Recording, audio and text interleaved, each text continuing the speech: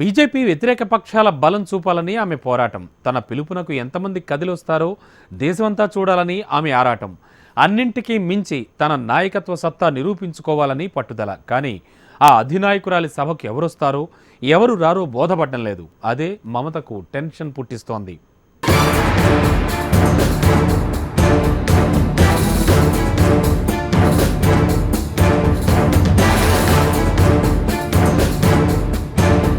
BJP వ్యతిరేక పార్టీలను ఒకే వేదిక మీదకు తెచ్చేందుకు ఏడాది కాలంగా గట్టి ప్రయత్నాలు చేస్తున్నారు తృణమూల్ కాంగ్రెస్ అధినేత్రి, వెస్ట్ బెంగాల్ సీఎం మమతా బెనర్జీ. దేశమంతా పర్యటిస్తున్నారు, విపక్ష నేతల్ని కలుస్తున్నారు. దీనికి పతాక స్థాయి అన్నట్టుగా ఈ నెల 19న కోల్కతాలో భారీ ర్యాలీ నిర్వహిస్తున్నారు మమతా. దీంతో ర్యాలీపై భారీ అంచనాలున్నాయి.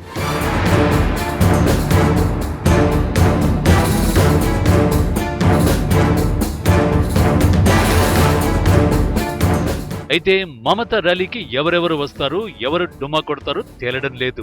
ఈ ర్యాలీకి కాంగ్రెస్ అధ్యక్షుడు Rahul Gandhi, UPI chairperson Sonia Gandhi attend కావడం లేదు. కాంగ్రెస్ తరఫున లోక్సభ పక్ష నేత మల్లికార్జున ఖర్గే వెళ్తున్నారు. మమత ర్యాలీకి రాహుల్ హాజరు కాకపోవడంపై అనేక వ్యాఖ్యానాలు చక్కర్లు కొడుతున్నాయి. రాహుల్ ప్రధానమంత్రి అభ్యర్థిని స్టాలిన్ ప్రకటించగానే ఎన్నికలయ్యేదాకా ఇలాంటి చర్చ పెట్టొద్దని మమత కుండ బద్దలు కొట్టినట్టు చెప్పేశారు. మమత వ్యాఖ్యలతో రాహుల్ నొచ్చుకోవడం వల్లే ఈ ర్యాలీకి రావడం లేదని తెలుస్తోంది.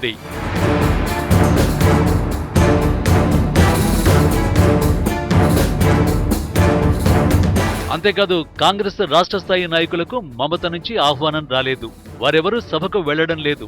వారి ఒత్తిడితోనే రాహుల్, సోనియాలు కూడా సభకు దూరంగా ఉంటున్నారన్న మరో వాదన వినిపిస్తోంది.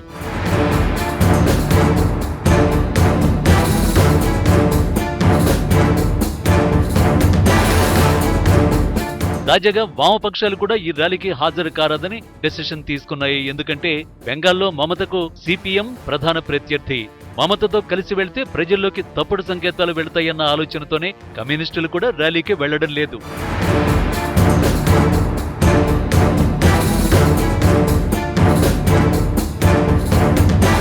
మమతా స్థాయిలో లోక్సభ స్థానాలు తెచ్చుకునే అవకాశం ఉన్న మాయావతి, అఖిలేష్ యాదవ్ కూడా కోల్కతా ర్యాలీకి వస్తామని కన్ఫర్మ్ చేయలేదు. ఎందుకంటే ఆల్రెడీ యూపీలో ఎస్పీ, బీఎస్పీలు కూటమి ఏర్పాటు చేసే. ఇప్పుడు మమతా ర్యాలీకి వెళ్తే ఒకే కూటమి కింద జత కడతారని భావిస్తున్నారు మాయావతి, అఖిలేష్. అందుకే సైలెంట్ గా ఉంటున్నారని తెలుస్తోంది.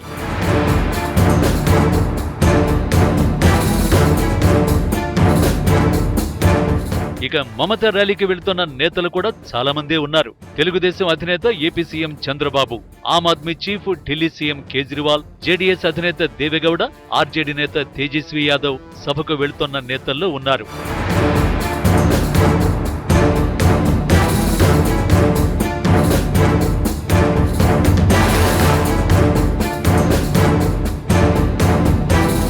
అయితే మొదటి నుంచి ఫెడరల్ ఫ్రంట్ పై అందరినీ కలుస్తున్న టీఆర్ఎస్ అధ్యక్షుడు, తెలంగాణ సీఎం కె చంద్రశేఖరరావు మమతా బెనర్జీ ర్యాలీకి హాజరు కావడం లేదన్న విషయం చర్చనీయాంశమవుతోంది. కోల్కతా వెళ్లి మరీ మమతను కలిసిన కేసీఆర్ ఆమె నిర్వహిస్తున్న సభకు ఎందుకు అటెండ్ కావడం లేదన్న దానిపై అనేక ఊహాగానాలు వినిపిస్తున్నాయి. తెలంగాణలో తన ప్రధాన ప్రత్యర్థి కాంగ్రెస్ ర్యాలీకి హాజరు కానుండడం, అలాగే చంద్రబాబు కూడా అటెండ్ అవుతూ ఉండడం కేసీఆర్ వెళ్లకపోవడానికి కారణాలని తెలుస్తోంది. మొత్తానికి ఎవరికి వారు ఫ్రంట్లు కడుతోన్న నేపథ్యంలో మమతా బెనర్జీ నిర్వహిస్తున్న ర్యాలీ ఎలాంటి సంకేతాలిస్తుందో చూడాలి.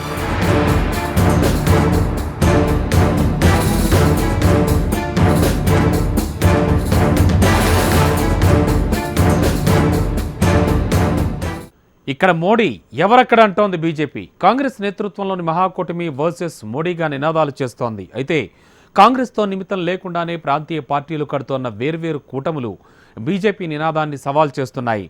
ఒకే నినాదం, ఒకే ఎజెండా అంటోన్న బీజేపీని స్ట్రాటజీని ఛాలెంజ్ చేస్తున్నాయి. అందుకు నిదర్శనమే యూపీలో ఎస్పీ, బీఎస్పీ ఫ్రంట్.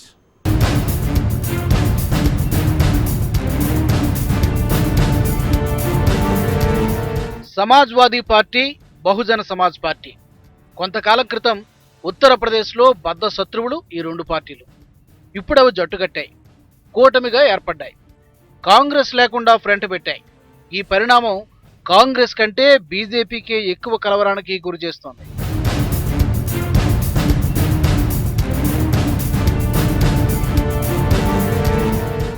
ఎస్పీ, బీఎస్పీలు రాబోయే లోక్సభ ఎన్నికల కోసం చేతులు కలపడంతో బీజేపీ ముందున్న ప్రత్యామ్నాయాలు తగ్గిపోయే అవకాశాలున్నాయి. సార్వత్రిక ఎన్నికల్ని ప్రధాని మోడీ, కాంగ్రెస్ అధ్యక్షుడు రాహుల్ గాంధీల మధ్య పోరుగా చిత్రీకరించేందుకు కాషాయ దళం ఎన్నో ప్రయత్నాలు చేస్తోంది. మోడీ కావాలా, రాహుల్ కావాలా అన్నట్టుగా నినాదాలు ఇస్తోంది. అందుకే విపక్షాలన్నింటినీ కలిపి మహాకూటమిగా అభివర్ణిస్తూ ఎన్నికల్ని మోడీ పాలనపై రెఫరెండంగా ప్రచారం చేయాలని ఆలోచించింది. ఒకవేళ అదే జరిగితే మోడీకి తిరుగుండదన్నది బీజేపీ ఆలోచన. పాపులారిటీలో తిరుగులేని మోడీని ఓడించడం చాలా కష్టమని బీజేపీ నేతల ధీమా. కానీ ఎస్పీ బీఎస్పీ ఫ్రంట్ బీజేపీకి కొత్త చిక్కులు తెచ్చిపెడుతోంది.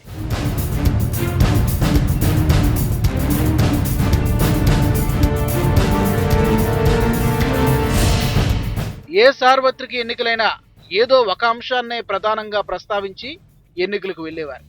కానీ ఇప్పుడు జాతీయ స్థాయిలోనూ రాష్ట్ర స్థాయిలోనూ ప్రాధాన్యతలు మారిపోయాయి. ఒక్కో రాష్ట్రంలో ఒక్కో ఎజెండా, ప్రచార అస్త్రంతో పోటీకి దిగడం జాతీయ పార్టీకి కత్తి మీద సాము లాంటిది. అసలే దక్షిణాదిలో బీజేపీ కేడర్ అంతంత మాత్రమే. ఎస్పీ బీఎస్పీ బాటలోనే ఇతర రాష్ట్రాల్లోని ప్రాంతీయ పార్టీలు కూడా నడిస్తే బీజేపీ అవకాశాలు మరింత కుచించుకుపోతాయి. 2019 సార్వత్రిక ఎన్నికల్ని మోడీ పాలనకు రెఫరెండంగా భావించే పరిస్థితి కూడా ఉండదు. స్థానిక పరిస్థితుల ఆధారంగానే జనం ప్రాంతీయ పార్టీలకు పట్టం కడతారు. అదే కాషాయ లెక్కలను తారుమారు చేస్తోంది.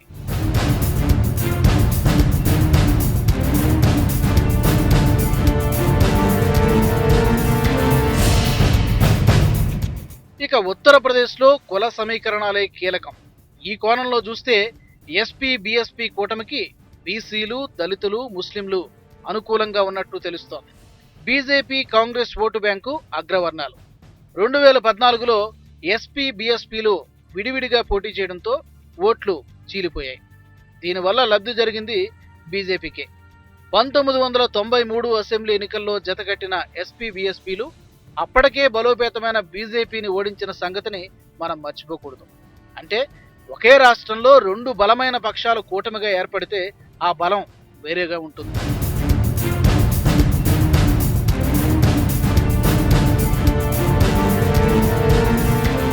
ఇక 2014 లోక్సభ ఎన్నికలకు వచ్చేసరికి పరిస్థితులు పూర్తిగా మారిపోయాయి.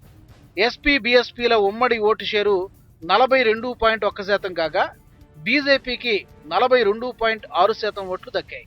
ప్రస్తుతం బీజేపీ ఓట్ల శాతం 1-2 పాయింట్లు పడిపోయి ఉండొచ్చని రాజకీయ విశ్లేషకుల అంచనా.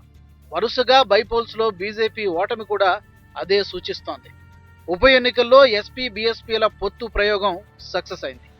తన ఓట్లను ఎస్పీకి బదిలీ చేయగలనని గత ఏడాది జరిగిన ఉప ఎన్నికల్లో బీఎస్పీ ప్రూవ్ చేసింది. మాయావతి ప్రధాని అభ్యర్థిత్వానికి అఖిలేష్ మద్దతు పలకడం, ఆమెను అవమానిస్తే తనను అవమానించినట్లేనని పార్టీ కార్యకర్తలకు సూచించడం ద్వారా ఎస్పీ బీఎస్పీ కార్యకర్తలు కలిసి పనిచేసేలా ప్రోత్సహించారు. అంటే క్షేత్రస్థాయిలో వైరుపక్షాల కార్యకర్తలు ఒక్కటయ్యారన్నమాట.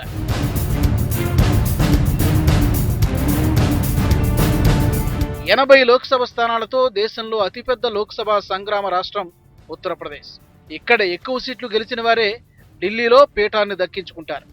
2014 ఎన్నికల్లో 71 స్థానాలు సాధించింది బీజేపీ. అయితే ఈసారి ఆ రేంజ్లో స్థానాలు గెలవడం కష్టమే. అత్యధిక సీట్లు కైవసం చేసుకోవడమే బీజేపీ ముందున్న సవాల్. ఇందుకోసం ఆ పార్టీ వేరువేరు వ్యూహాలు అనుసరించాల్సి ఉంటుంది.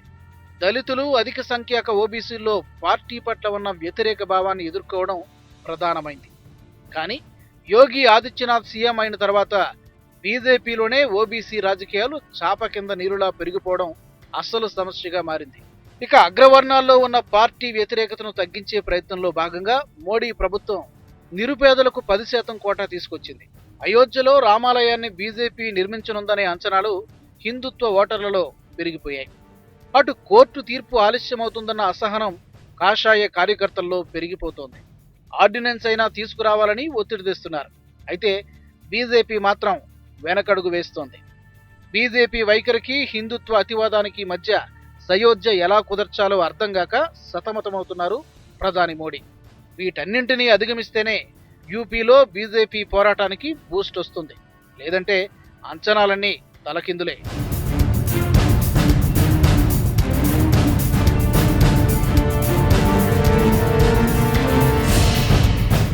బీజేపీయేతర కాంగ్రెసేతర కూటమిని ఏర్పాటు చేసి జాతీయ పార్టీలకు సరికొత్త సవాల్ విసిరేలా స్ఫూర్తినిచ్చాయి ఎస్పీ బీఎస్పీ. ముఖ్యంగా అధికార బీజేపీకి.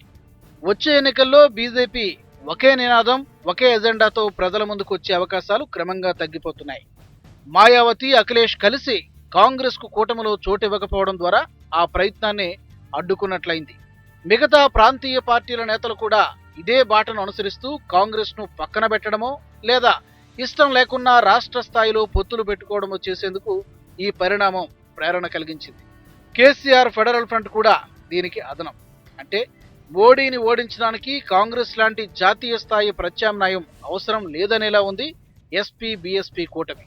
అంటే రాష్ట్ర స్థాయిలో ఏకమైతే చాలు అన్న సందేశం ఇస్తోంది. అదే అంశం బీజేపీ ఒకే నినాదం, ఒకే ఎజెండాకు సవాల్ విసురుతోంది. ప్రాంతీయ పార్టీలు ఎక్కడికక్కడ కూటమి కడుతూ ఉండడంతో జాతీయ పార్టీల వ్యూహాలు బొక్కబోర్లా పడుతున్నాయి. ప్రాంతీయ పార్టీలు వేరువేరుగా కూటమి కడుతున్న నేపథ్యంలో మోడీ వర్సెస్ ఆల్గా బీజేపీ అభివర్ణిస్తోంది. చూడాలి, ఢిల్లీ పీఠం గురించి దేశంలోని వివిధ రాష్ట్రాల ప్రజలు జాతీయ దృక్పథంతో ఆలోచించి బీజేపీ, కాంగ్రెస్ వంటి పార్టీలకు పట్టం కడతారో లేదంటే ప్రాంతీయ పార్టీలకే ఓటేసి ఢిల్లీని శాసించేలా బలమిస్తారో. Wait and see.